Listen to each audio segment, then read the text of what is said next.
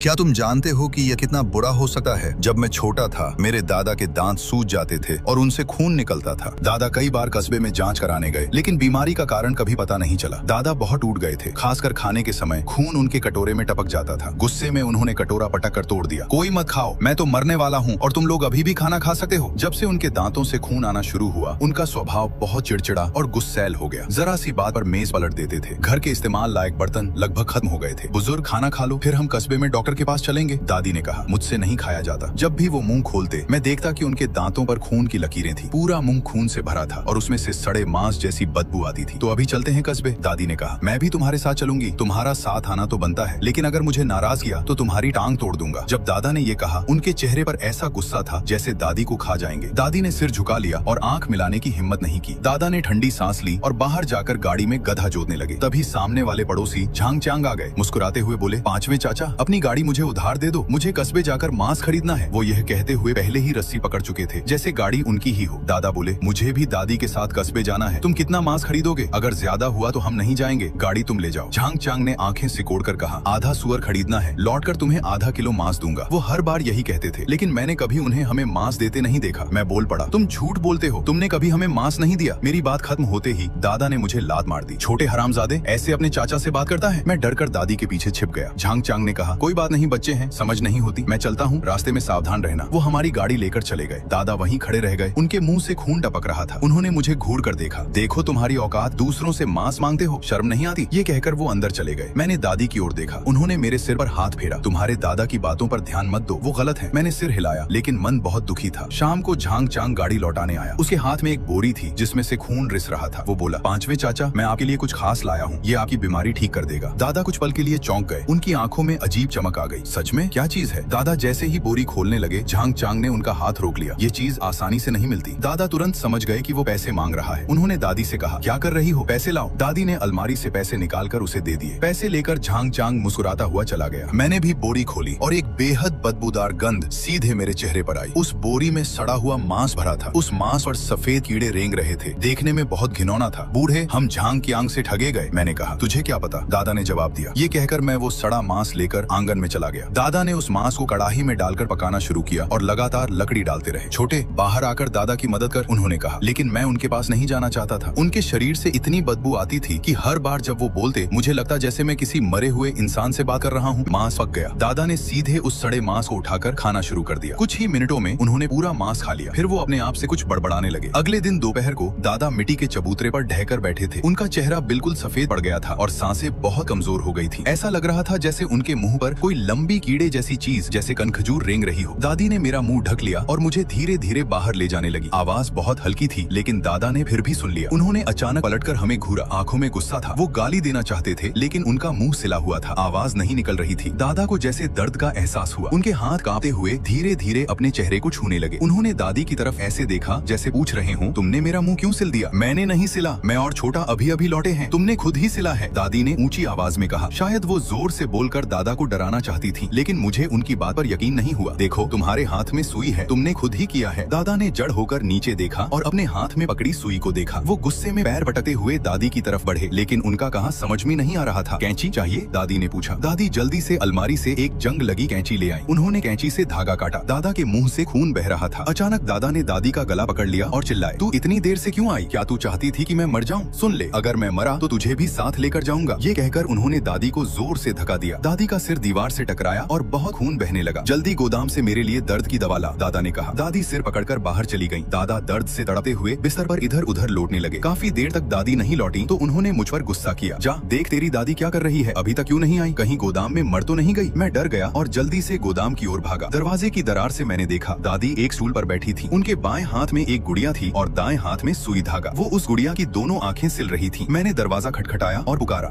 दादी। फिर मैं उन्हें अंदर ले गया। मेरी आवाज से दादी जैसे चौंक गई। उनके हाथ से सुई गिर गई। उन्होंने जल्दी से गुड़िया छिपा दी। हम अंदर गए तो देखा दादा मिट्टी के चूल्हे पर बैठे थे। उनका चेहरा सख्त था और वो दादी को घूर रहे थे। दादी ने झुककर कहा, बुजुर्ग, दवा खा लो। इतना सुनते ही दादा ने कटोरा उठाकर दादी के सिर पर दे मारा। क्या तू चाहती है कि मैं मर जाऊं? सुन ले झाओ फांग, अगर मैं मरूंगा तो तुझे भी साथ ले जाऊंगा। दादी ने सिर झुका लिया और कुछ देर तक चुप रही। मैं धीरे से दादी के पास गया और बोला, दादी चलो हम दोनों कहीं और रहने चले, दादा के साथ नहीं। दादा ने मुझे घूरा और गुस्से में बोले, नालायक, जा मुझे पानी ला कर दे। मैंने कहा, मैं नहीं जाऊंगा। वो वो चिल्लाए, जाएगा नहीं, मार डालूंगा। जब वो हाथ उठाने लगे तो दादी ने मुझे धक्का देकर कहा, जाकर पानी दे आ। दादा ने दवा खा ली, फिर बोले, कल मेरे साथ कस्बे में डॉक्टर के पास चलना। दादी चुप रही, सिर झुकाए न जाने क्या सोचती रही। दादा बोले, बुढ़िया ये मुंह किसे दिखा रही है? दादी ने आह भरी, सो जाओ, कल जल्दी चलना है। रात में मैं दादी के पास सो रहा था, पता नहीं कब मुझे कुछ आवाज सुनाई दी। चांदनी में मैंने देखा दादा उठकर दराज से सुई धागा निकाल रहे थे और फिर उन्होंने अपनी ही पलकों को सिलना शुरू कर दिया। मैं डर के मारे चिल्लाने वाला था, तभी दादी ने मेरा मुंह दबा दिया और धीरे से कहा, मत चिल्ला, तेरे दादा नींद में चल रहे हैं, अगर तू उन्हें जगा देगा तो वो डर के मारे मर जाएंगे। मैंने पूछा, लेकिन उनकी आंखों का क्या होगा? दादी बोली, बड़ों के मामले में मत पड़, सो जा। लेकिन मुझे नींद नहीं आई। दादा आईने के सामने खड़े होकर अपनी पलकों को सिलते रहे। कुछ देर बाद उन्होंने सिर घुमाया, उनकी दोनों आंखें सिल चुकी थीं, खून पूरे चेहरे पर बह रहा था। अब उन्हें कुछ दिख नहीं रहा था। वो कमरे में इधर उधर टकराने लगे, कभी मेज से कभी संदूक से। मैं डर कर बोला, दादी, दादा को कुछ दिख नहीं रहा। दादी बोली, कुछ नहीं, तू सो जा। लेकिन उनके चेहरे पर अजीब सी खुशी थी, जैसे वो खुश हों। दादा अंधे होकर इधर उधर भटकते रहे। फिर दादी ने आवाज लगाई, इधर आओ। दादा जैसे उनकी आवाज पहचान कर वापस बिस्तर पर आ गए। अगली सुबह दादा जोर जोर से चिल्ला रहे थे, मेरी आंखें, झाओ फांग, झाओ फांग। वो पागलों की तरह दादी का नाम पुकार रहे थे। मैं डर गया और रसोई में भागा। दादी खाना बना रही थी। मैं बोला, दादी, दादा जाग गए हैं, आपको बुला रहे हैं। दादी हंस पड़ी और बोली, अभी खाना बना रही हूँ, उसके लिए समय नहीं है। तभी बाहर से दादा की आवाज आई, झाओ फांग, कैंची कहाँ है, तूने कहाँ छिपाई? वो आंगन में खड़े होकर चिल्ला रहे थे, उनकी आंखों से अब भी खून बह रहा था। झाओ फांग, क्या तू बहरी हो गई है? मुझे कस्बे के अस्पताल ले चल। दादी ठंडे भाव से देखती रही, जरा भी मदद करने का इरादा नहीं था। दादा चिल्लाए, झाओ फांग, यकीन कर, मैं तेरी खाल उधेड़ दूंगा। इधर आओ, मेरी खाल उधेड़ोगे? मैं धीरे धीरे अपने दादाजी के पास गया। उसने दादाजी के कपड़े पकड़कर उन्हें घसीटे हुए कुएं के पास ले गया। दादाजी तुरंत घबरा गए। उन्होंने हाथ से मुझे धक्का देते हुए कांपती आवाज में कहा, झाओ फांग, तुम क्या करने वाले हो? तुम्हें डुबोकर मार दूंगा। झाओ फांग, मुझे मत मारो, हम दोनों ने पूरी जिंदगी साथ बिताई है। मैं क्यू लॉन्ग का असली बाप हूँ। क्यू लॉन्ग मेरे छोटे चाचा का नाम है। वो 3 साल से घर नहीं लौटा है। 3 साल पहले मेरे छोटे चाचा को शहर की एक लड़की से प्यार हो गया था। वो उससे शादी करके शहर में बसना चाहता था, लेकिन दादाजी ने मना कर दिया। उन्होंने उसे गाँव में रहकर उनकी सेवा करने को कहा। दोनों में जोरदार झगड़ा हुआ और उसके बाद चाचा कभी वापस नहीं आए। अगर मैं मर गया तो तुम क्यू लॉन्ग को क्या जवाब दोगे? क्यू लॉन्ग तो तुम्हारी वजह से घर छोड़कर गया, तुम्हें ये कहने की भी शर्म नहीं? मान लो मुझसे गलती हुई, लेकिन मैं फिर भी उसका बाप हूँ। मैंने कुछ नहीं कहा। वो दादाजी को घूरता रहा, जैसे कुछ सोच रहा हो। अरे सुनो, मेरी आंखें नहीं देख पा रही हैं, मुझे अस्पताल ले जाओ, अगर देर हो गई तो मैं अंधा हो जाऊंगा। दादाजी की आवाज में विनती थी। उन्होंने पहले कभी दादी से इस तरह बात नहीं की थी। वो सच में डर गए थे। अंधे हो जाओ तो अच्छा है, कम से कम मुसीबत कम होगी। दादाजी की आंखें सिल दी गई थी, लेकिन मुझे महसूस हो रहा था कि वो दादी को घूर रहे हैं, ऐसी नजर से जैसे उन्हें मार देना चाहते हो। फिर मैंने कड़वी मुस्कान के साथ कहा, हम दोनों ने जिंदगी साथ बिताई है, तुम मुझे नुकसान नहीं पहुंचा सकती। दादी ने कुछ नहीं कहा और रसोई की ओर चली गई। जब दादी ने मदद नहीं की तो दादाजी ने मुझे पुकारा, छोटे इधर आओ। उनकी आंखों से खून बह रहा था, दांतों पर भी खून लगा था। मैं पास जाने से डर रहा था। जब मैंने बात नहीं मानी तो वो गुस्सा हो गए। दादी के न देखने के कारण उन्हें खाने में भी परेशानी हो रही थी। अरे मुझे थोड़ा खाना खिला दो। दादी ने भौहें सिकोड़ ली और नफरत भरे भाव से उन्हें खाना खिलाया। उन्होंने खाना खाया। अचानक वो अजीब तरीके से मुस्कुराए। मुझे लगता है मुझे पता है क्यू लॉन्ग कहाँ है। कहाँ है? दादाजी फिर वही डरावनी हंसी हंसे। क्यू लॉन्ग मर चुका है, उसे पीछे पहाड़ के मंदिर में दफनाया गया है। दादी की आंखें फटी रह गईं। उनके हाथ से कटोरा गिरकर चकनाचूर हो गया। ये नामुमकिन है। अगर भरोसा नहीं है तो खुद जाकर खोद लो। उसका शव मैंने ही दफनाया था। उसने जहर पीकर आत्महत्या की थी। नहीं, उस दिन तो वो तुमसे झगड़कर बस में बैठकर चला गया था। दादाजी चुपचाप खाना खाते रहे। दादी घबराकर बाहर निकल गईं। मैं उनके पीछे पीछे मंदिर तक गया। मंदिर बहुत बड़ा नहीं था, लेकिन छोटा भी नहीं। दादी ने फावड़ा लेकर जमीन खोदनी शुरू की। उन्होंने पूरे दिन जमीन खोदी, लेकिन चाचा का शव नहीं मिला। तुम घर चले जाओ, मैं और खोदूंगी। मैं नहीं जाऊंगा, बात मानो, अंधेरा होने वाला है। बच्चों के लिए रात में चलना ठीक नहीं होता। दादी ने मुझे जबरदस्ती पहाड़ से नीचे भेज दिया। जब मैं घर लौटा तो देखा दादाजी गायब थे। मैंने सामने वाले लीशैन से पूछा तो उसने बताया कि मुझे भी झांगचांग अस्पताल ले गया था। कह रहा था कि आंखों का इलाज करवाना है। फिर मेरी दादी वापस आई। मैंने पूछा, छोटे पानी के भैंसे, तुम्हारे दादा कहाँ हैं? मैंने कहा, दादा अस्पताल गए हैं, सामने वाले झांगचांग उन्हें ले गया है। दादी का चेहरा अचानक बदल गया। उनके चेहरे पर साफ घबराहट दिख रही थी। वो जल्दी से मुड़कर स्टोर रूम में चली गई। मैं भी उनके पीछे गया। दादी ने एक बक्सा निकाला। उस बक्से में मेरे छोटे चाचा की चीजें थी, कपड़े और किताबें। दादी पागलों की तरह कुछ ढूंढने लगी। काफी देर तक ढूंढती रही, लेकिन जो वो ढूंढ रही थी वो नहीं मिला। फिर वो जमीन पर बैठ गई, सिर झुकाकर कुछ बड़बड़ाने लगी। मैंने पूछा, दादी क्या ढूंढ रही हो? दादी ने सिर उठाया। उनकी दोनों आंखें सिली हुई थी, मुंह भी सिला हुआ था और पूरा चेहरा खून से भरा था। मैं इतना डर गया कि वहीं बेहोश हो गया। जब मेरी आंख खुली तो मैंने देखा कि दादी मिट्टी के चूल्हे के पास बैठकर धूम्रपान कर रही थी। उनकी आंखें धुंधली थीं, जैसे वो अंधी हों, लेकिन फिर भी मुझे महसूस हो रहा था कि वो मुझे देख रही हैं। उन्होंने कहा, ठीक है, तुम कई दिनों से सो रहे थे। मैंने पूछा, दादा, दादी कहाँ है? दादा ने 2 कश लिए और हंसते हुए बोले, तेरी दादी तेरे छोटे चाचा को ढूंढने गई है। मैंने कहा, छोटे चाचा? वो तो मर चुके हैं ना? दादा बोले, नहीं मरे, मैं नशे में था इसलिए झूठ बोल दिया। वो तुम्हें शहर में बेच गया है, अब तुम्हें नहीं चाहता। ये कहकर दादा अजीब तरह से हंसने लगे। मैंने कहा, दादा, मैं दादी को ढूंढने जाना चाहता हूँ। दादा ठंडे स्वर में बोले, तेरी दादी ने भी तुझे नहीं चाहा, तू उसे ढूंढने क्यों जाएगा? तभी सामने वाला झांग चांग हंसते हुए घर में आया और बोला, खुशखबरी? क्या खुशखबरी? चूलोंग वापस आ गया। ये सुनकर दादा की आंखें फैल गईं। उनके हाथ से पाइप गिर गया। वो झांग चांग को घूरते हुए बोले, क्या कहा तुमने? फिर से बोलो। झांग चांग बोला, चूलोंग वापस आ गया। मैंने उसे गाँव के बाहर देखा। वो कार चलाकर आया है। अभी मेरे मामा लोगों से बात कर रहा है। लगता है अब बहुत अमीर हो गया है। मैं चुप रहा। दादा जैसे आत्मा खो बैठे हूँ। मैंने कहा, तुम खुश क्यों नहीं हो? चलो उसे लेने चलते हैं। अब तुम्हें जब भी सुअर का मांस खाना हो मेरे घर आ जाना, मैं खिलाऊंगा। लेकिन दादा जैसे कुछ सुन ही नहीं रहे थे। उनके चेहरे पर डर साफ दिख रहा था। झांग चांग ने हल्का सा हंसकर कहा, अगर कोई काम नहीं है तो मैं चलता हूँ। इतना कहकर वो चला गया। कमरे में सिर्फ मैं और दादा रह गए। मैं नीचे उतरा और बाहर जाने लगा। तभी दादा ने मुझे रोका। छोटे पानी के भैंसे, कहाँ जा रहे हो? इधर आओ, हम दोनों साथ चलेंगे। जब दादा ये बोल रहे थे तो उनके मुंह से खून बह रहा था। थोड़ी भी खून से भरी थी। मैं डर के मारे तुरंत बाहर भाग गया। दादा भी मेरे पीछे आए। उन्होंने पहले कुएं की तरफ देखा, फिर मेरी ओर। भाग क्यों रहे हो? इधर आओ। मैं नहीं गया और आंगन के गेट की तरफ भागा। जैसे ही मैं गेट पर पहुंचा, मैंने देखा कि एक कार मेरे घर के सामने खड़ी है। मेरे छोटे चाचा कार से उतरे। उन्होंने अच्छे कपड़े पहने थे, लेकिन उनका चेहरा बहुत पीला था। हाथ भी बिल्कुल सफेद थे। मैंने कहा, चाचा